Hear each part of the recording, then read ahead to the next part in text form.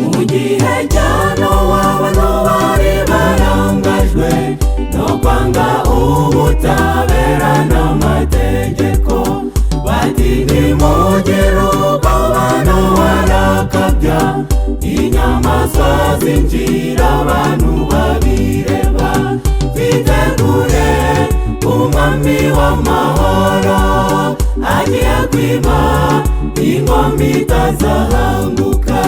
Nimuze nshuti urugi rutarakingwa, twibanire mu bwami butazashira, twitegure umwami w'amahoro agiye kwima ingoma itazahanguka.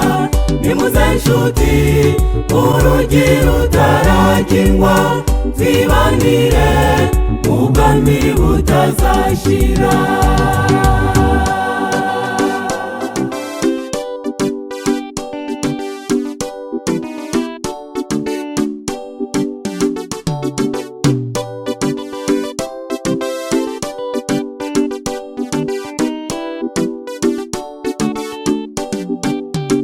Abakobwa 10 bose barararizwe, umukwe atinze maze barahunigira, ariko 5 bari bafite amavuta, umukwe atungutse binjirana n'umukwe.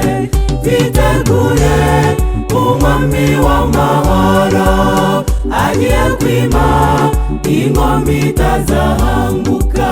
Nimuze nshuti urugi rutarakingwa, twibanire mu bwami butazashira, twitegure umwami w'amahoro agiye kwima ingoma itazahanguka.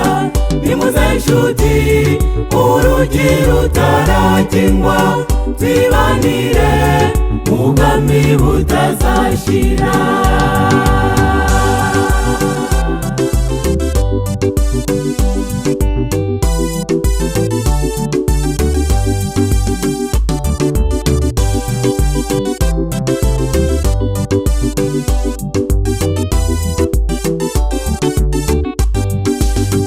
Abantu bo muri iki gihe barahuze, bari guhinga bakubaka bakanarya, ariko ijuru riri gutangaza umunyabyaha wese agiye kurimbuka.